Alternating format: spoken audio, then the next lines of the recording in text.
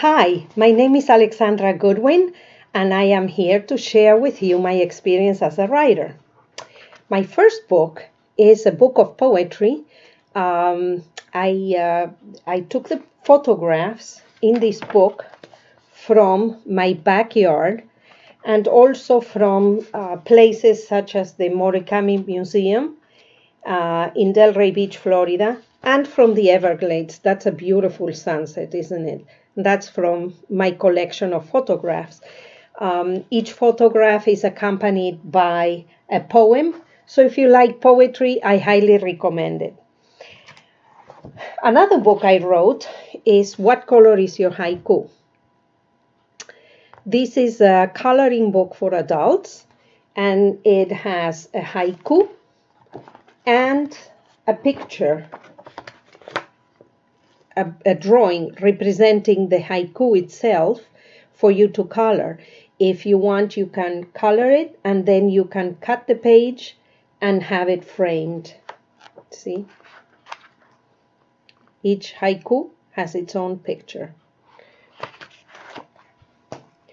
My next book is a collection of poems in Spanish. I was born in Argentina, and my first language is Spanish.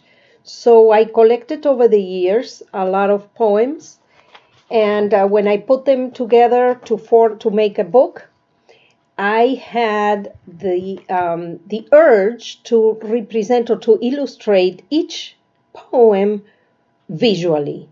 And in order to do that, I changed the font for each poem so that the font would visually represent the emotional energy of the poem, also the message of the poem. So, for example, this poem is about when we used to use Encyclopedia Britannica.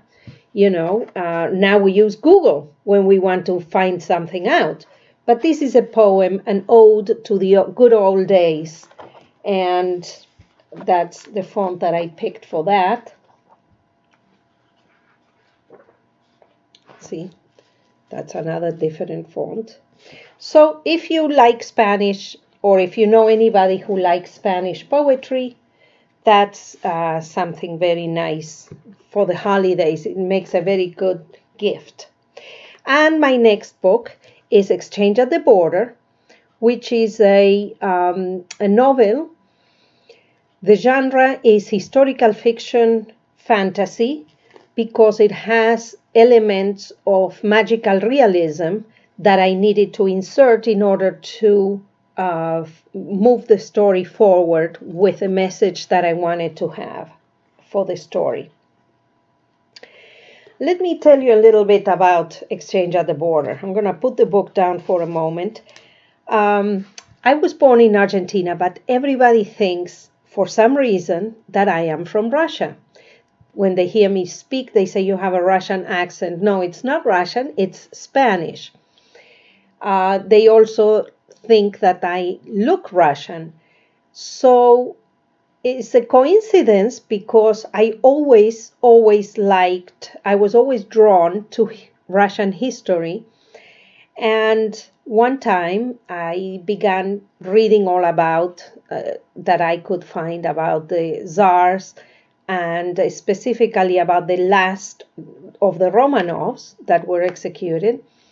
And I found the story fascinating. Through my research, I learned a lot about Rasputin, and Rasputin did a lot of good things that are not well known, and I found that aspect of his story to be fascinating as well. So one time, at the same time, actually, I should say, I had a lot of people that I met through different sources who had crossed the border illegally. I came to the United States as a student, but some people that I met actually crossed the border illegally from Mexico. And I found their stories to be fascinating. Like, how could you do this journey, and what did it entail? And the stories of the inspiration of not giving up and trying to survive the crossing, that was something that really I found fascinating. So one time I decided to write down snippets of images that came popping in my mind because of these stories that I had heard. And also at the same time, I had visions of Rasputin and of different aspects of the history of Rasputin and Tsarina Alexandra.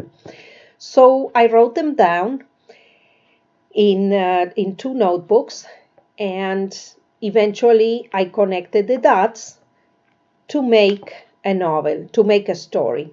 So Exchange at the Border has about 4 or 5 plots, different plots. They're seemingly disconnected, but they all converge at the end of the story.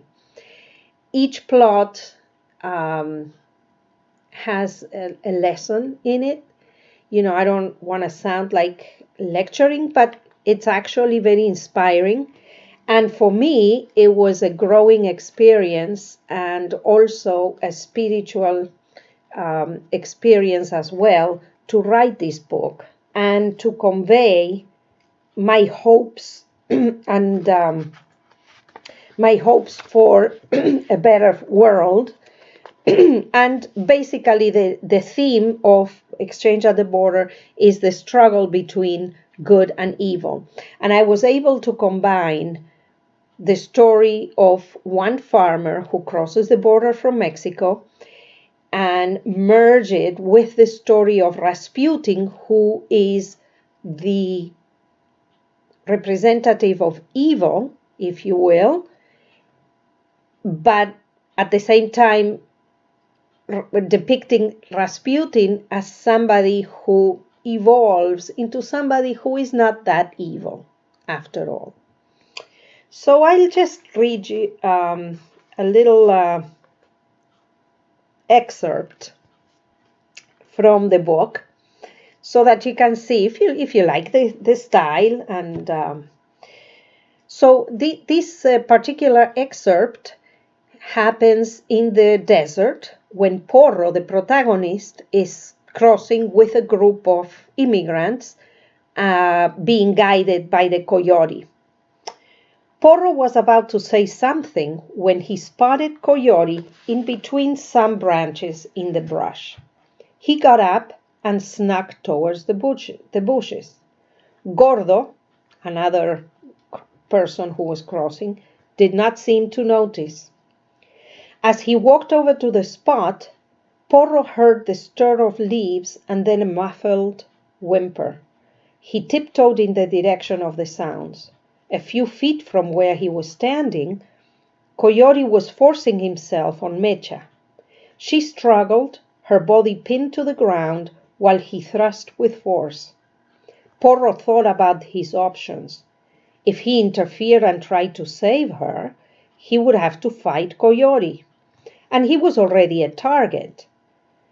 Porro couldn't afford to let anything or anybody get in the way of his reaching America. He needed to stay alive, and going forward toward Hope was his only option. Hope is the name of the city, the fictional city to which Porro was headed. Mecha groaned, and Porro imagined that if that were Azucena, he would want somebody to come to her rescue. He walked slowly towards Coyote, but Coyote sensed his presence behind him. Just as Porro reached to grab him, Coyote jumped away from her. He pushed Porro, causing him to lose his balance and fall forward. There were small rocks on the ground, and as he hit the ground, a protruding rock stabbed his leg at the wound on his knee, opening a bigger gash that began to bleed profusely. Taking advantage of Porro's vulnerability, Coyote kicked him in the same spot. Porro suppressed a scream, holding his leg. It throbbed and bled. Grabbing him by the collar of his shirt, Coyote then put his hands around his throat and squeezed. "When are you going to learn to mind your own business?" Coyote whispered. Porro had to close his eyes to avoid being cross-eyed due to Coyote's proximity to his face. "Bastard," Porro managed to say as he fought to breathe. The vein on his forehead was blue and swollen. "Come on, boy, aren't you gonna hit me?" said Coyote. Porro was unable to speak as Coyote tightened his grip. "You didn't see anything," said Coyote. "Ugh," was all Porro could manage. "And you didn't hear anything," continued Coyote. Porro's face was turning blue from lack of oxygen. He couldn't free himself from the Coyote. Feeling he was going to pass out, he summoned the little strength he had left and instinctively kicked forward with his good leg, hitting Coyote in the groin. Coyote released his grip on Porro and bent forward, holding his breath. Now Porro was face to face with Coyote, who managed to stand up straight, still holding his groin. Porro felt the warmth of his blood trickling down his leg, which had begun to swell and burn in an ugly combination of fire and needles. Despite this, he stood like a wild cat ready to pounce, every muscle of his strong arms tight and powerful. He also knew he could beat Coyote to a pulp if he wanted to, but at the same time he realized he was vulnerable. He had to stay alive and cross over if he ever wanted to see Azucena and their child again. He wasn't familiar with the terrain, and his life depended on Coyote. Coyote knew this all too well. He smiled, relieved. He had him. Knowing Porro wouldn't throw the first punch, Coyote tucked his shirt in and buckled his pants. Porro lowered his guard and relaxed, but his leg could barely hold him. At that moment, Mecha got up slowly, fixing her skirt. Her hair was tangled, her face strewn with dust. "Not a word of this to my husband," she warned. Coyote held his hand out to Porro. An unspoken pact had been sealed in the vastness of the desert.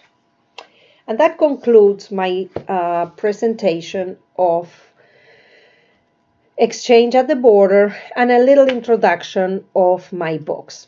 If you're interested and if you want to read them, they're available on Amazon, both as a paperback and as a Kindle. So I hope you will join the journey, and if you do, that you will enjoy it as well. Thank you very much for listening.